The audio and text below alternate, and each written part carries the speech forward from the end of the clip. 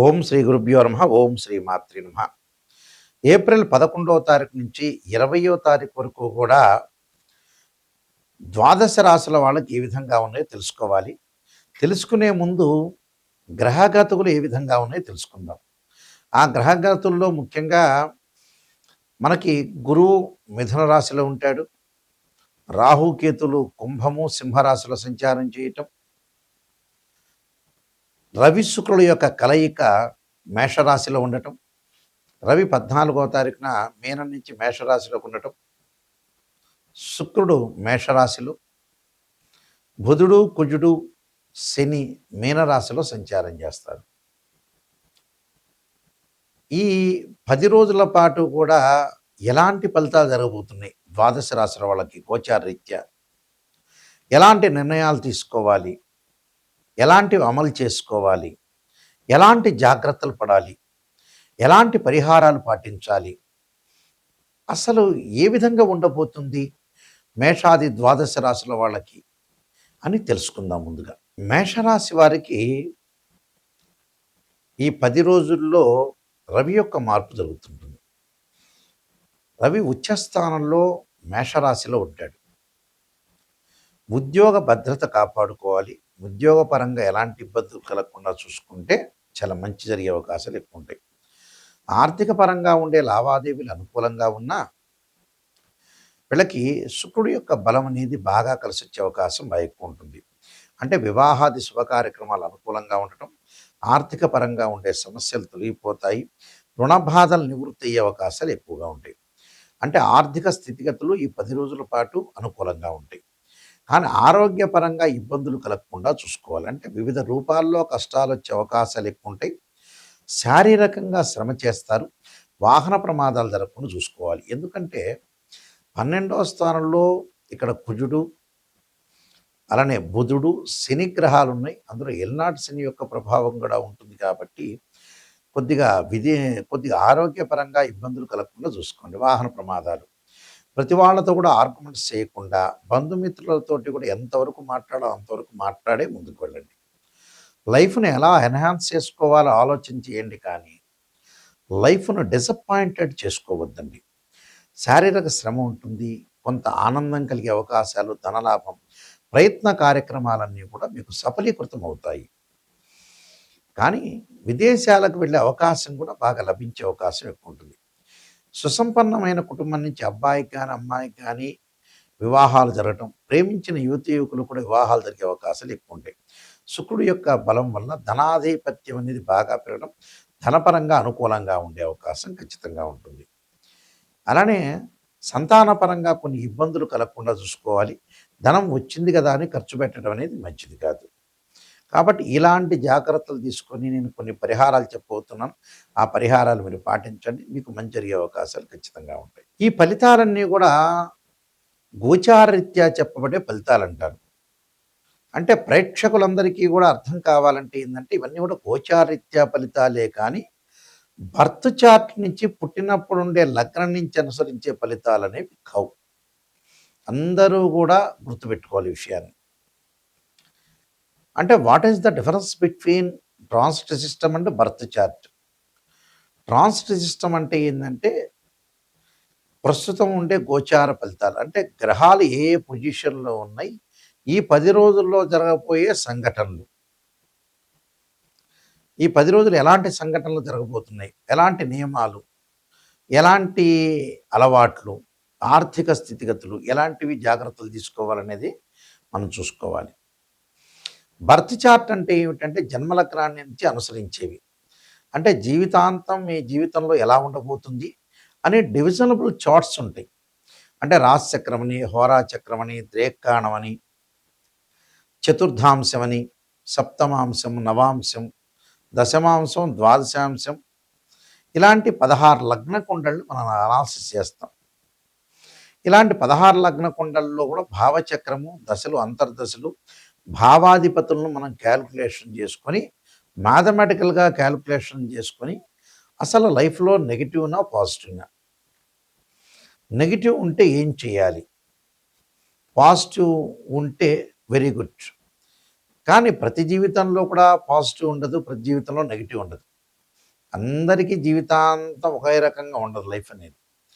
ఎలా ఉండబోతుంది? ఆ లైఫ్‌లో మనం తీసుకోవాల్సిన నిర్ణయాలేంటి? ఎలాంటి జాగ్రత్తలు తీసుకోవాలి? నిజం ఏంటి? అంటే అసత్యం అనేది మనం చెప్పకూడదు. సత్యదూరం అంటారు. అంటే ఎప్పుడు కూడా నిజాన్ని మనం తెలుసుకుంటే, మనం జాగ్రత్త వహించాల్సిన అవసరం ఖచ్చితంగా ఉంటుంది. నెగెటివ్‌ని మనం పాజిటివ్ చేసుకోవడం ఎలాగా? ఏ విధంగా అనుసరించాలి అనే విషయాలు మనం తప్పకుండా తెలుసుకోవాలి. అంటే ఒకటి కాదు, ఆర్థిక స్థితిగతులు, వివాహాది శుభ కార్యక్రమాలు, విద్య, కోర్టు సమస్యలు, అబ్రాడు, ఎడ్యుకేషను, ట్రావెలింగు, అన్ని రకాల విషయాలు వస్తాయి. సంతానము, అన్ని విషయాలను కూడా ఈ 10 రోజులు ఏ విధంగా ఉండబోతుంది? ఎలాంటి నిర్ణయాలు తీసుకోవాలి? నిజమైన నిర్ణయాలు ఏంటి? అనే విషయాల్ని నిజంగా తెలుసుకోవడం చాలా ఇంపార్టెంట్.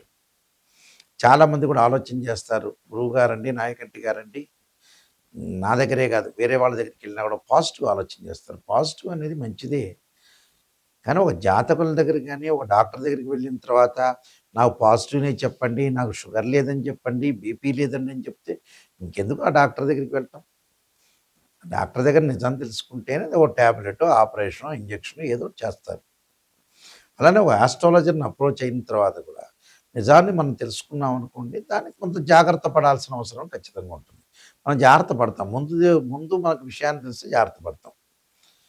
అలానే ఎవరైనా సరే మమ్మల్ని సంప్రదించాల్సిన అనుకునే వాళ్ళందరూ కూడా నా స్క్రీన్ మీద స్క్రోలింగ్ నెంబర్ పడుతుంది. ఆ నెంబర్‌కి మీరు కాల్ చేయొచ్చు. ముఖ్యంగా www.nayakanti.com గానీ, నాయకంటి ఇన్ కానీ మీరు ఆ వెబ్‌సైట్ అనేది మా వెబ్‌సైట్. ఆ వెబ్‌సైట్ కూడా చూడొచ్చు. అలానే నేను కాలసర్పయోగము, కాలసర్పయోగ చంద్రిక, రాహుకేతులు, ఛాయాగ్రహాలు, అలానే స్వప్నశాస్త్ర ఫలదీపిక, పుత్రగణపతి వ్రతము, సర్వదేవతా గోత్రపులు పార్ట్ 1, పార్ట్ 2, వివాహ మార్తాండము, అలానే బృహత్ పరిహార సింధు, అలానే జాతక చంద్రిక, అలానే నవగ్రహ దోషాలకి దశమహావిద్యల యొక్క స్తోత్ర పారణాలు కూడా రాశాను నేను. అలానే ప్రొడక్షన్ ఆఫ్ ఆస్ట్రాలజీ, ఇలాంటి నెంబర్ ఆఫ్ ఆస్ట్రాలజీ బుక్స్ అనేది రాశాను నేను. ఇవి రాజమండ్రి మోహన్ పబ్లికేషన్ వాళ్ళ దగ్గర దొరుకుతాయి. లేకపోతే మమ్మల్ని కాంటాక్ట్ చేసినా కూడా మేము మీకు పంపిస్తాము.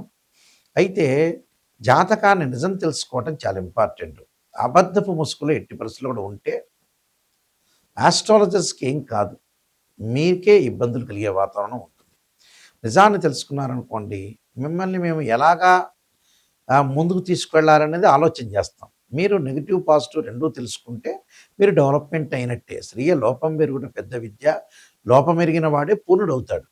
ఈ గోచారం అంటే మనలో మనం నెగెటివ్‌ని పాజిటివ్ చేసుకుంటే జీవితం ధన్యమైపోయినట్టే అర్థం. అదే అసలు కాన్సెప్ట్ నిజం చెప్పాలంటే.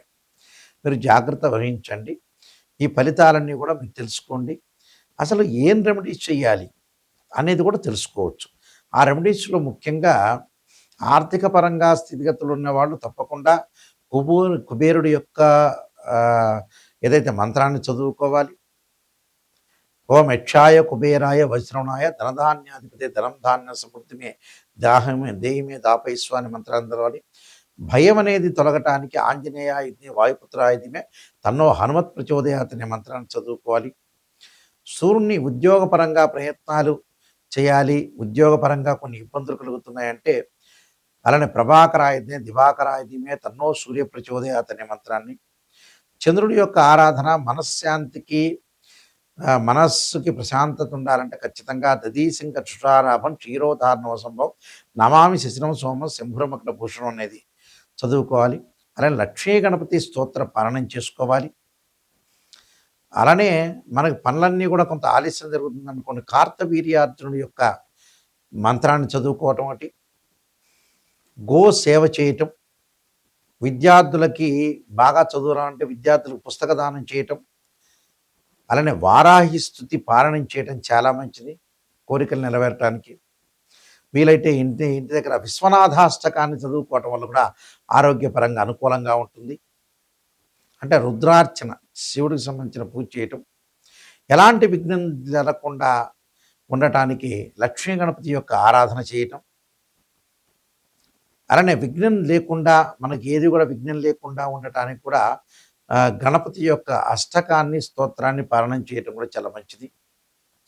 అలానే విదేశాలకు వెళ్ళాల్సిన వాడు ఎవరైతే ఉంటారో ఓం నమః శివాయ పంచాక్షరితో పాటు వారాహి స్తుతి యొక్క పారాయణం చేయటం చాలా మంచిది. ఏమిటి ప్రతిదానికి కూడా ఒక రెమెడీ అనేది, ఒక పరిహారం అనేది ఉంది. కానీ జాతకాన్ని అనుసరించి మాత్రం వెళ్ళాలి నిజం చెప్పాలంటే. గోచారం ఎప్పుడూ కూడా 20% రిజల్ట్స్ ఇస్తుంది. అంటే ఏదో వితిన్ సెకండ్‌లో ఒక అదృష్టం కలిసి రావటం అంటే ఏందంటే గోచారం.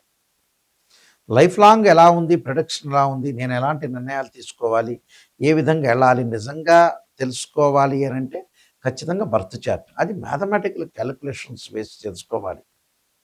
నిజం తెలుసుకోవాలి. ఎందుకంటే కాలం అంతా అయిపోయిన తర్వాత ఎప్పుడో గురువుగారండి 70 ఏళ్ళకి నేనేం పని చేయాలి, 60 ఏళ్ళకి నేనేం జాబ్ చేయొచ్చా, 50 ఏళ్ళకి నేను పెళ్లి చేసుకోవచ్చా అనేవాళ్ళు చాలామంది ఉన్నారండి.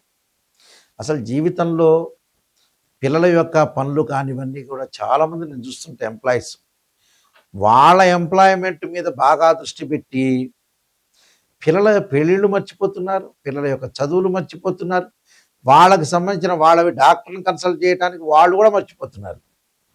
అంటే జీవితం అనేది చాలామంది కూడా ఆలోచన ఏంటంటే ఇంకా బ్రహ్మాండంగా మేము బతుకుతాం, ఏ 150 ఏళ్ళలో, 200 ఏళ్ళలో, 500 ఏళ్ళలో బతుకుతామని అనుకుంటున్నారు. వాస్తవంగా అయితే అలా కాదు.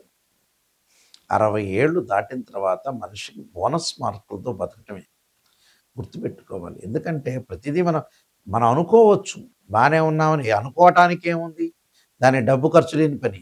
50 200 ఏళ్ళు పడుతాం, 300 ఏళ్ళు పడుతాం, అబద్ధం ముసుగులో ఎన్నాళ్ళు ఉంటాం. అలా కాదు, జాతకాన్ని క్లియర్ తెలుసుకోవాలి. నిజాన్ని తెలుసుకొని మీరు ముందుకెళ్తే మీ లైఫ్లో మీరు సక్సెస్ అవుతారు. ఆ సక్సెస్ ఎలా ఉంటుందంటే ఆస్ట్రాలజీ పరంగానే సక్సెస్ ఉంటుంది. ఎలాంటి నిర్ణయాలు ఎలా తీసుకోవాలి, ఏ వృత్తి చేపట్టాలి, ప్రతివాడు ఒక వృత్తి చేపట్టడం, అది చెయ్యటం, 60 ఏళ్ళు రాగానే డబ్బంతా పోగొట్టుకోవటం, అప్పుడు ఆస్ట్రాలజర్ని అప్రోచ్ అవుతుంటారు. అప్పటికి ఏం చేస్తారండి ఆస్ట్రాలజర్? అన్ని డబ్బులు పోగొట్టుకుని దివాలా తీసిన తర్వాత ఎవరేం చేస్తారు? అన్ని జాగ్రత్త చూసుకోండి. ఇన్ టైంలోనే ముందుకు వెళ్ళిపోవాలి. ఇన్ టైం దాటింది అంటే మనం ఏం చేయలేరు. ఆస్ట్రాలజర్ ఏం చేయలేరు, భగవంతుడు ఏం చేయలేరు, ఎవ్వరూ ఏం చేయలేరు. 70 ఏళ్ళు దాటిన తర్వాత, 60 ఏళ్ళు దాటిన తర్వాత మనం హాస్పిటల్‌లో చేరితే డాక్టర్ గారు ఏమంటారు, మీకు ఏ విటమిన్స్ ఇచ్చినా పని చేయట్లేదు, ఏ ఇంజెక్షన్ చేసినా కూడా నీకు వర్కౌట్ కావట్లేదు అంటాడు. అలానే పూజలు కూడా అంతే. 70 ఏళ్ళు, 80 ఏళ్ళ తర్వాత ఏం పని చేయాలంటే ఏం పూజ చేస్తారు? నిజాన్ని తెలుసుకోండి. నిజమనేది నిలకడగా ఉండేది. ప్రతిదీ కూడా ఆలోచన చేయండి, చాలా జాగ్రత్తగా నడవండి. మీకు ఏ డౌట్ ఉన్నా నా నెంబర్కి ఫోన్ చేయండి, మీరు తెలుసుకోండి. మీ అందరికీ కూడా పరమేశ్వరి యొక్క కరుణాకటాక్షం ఉండాలని ఆశిస్తూ సర్వే జనా సుఖినో భవంతు.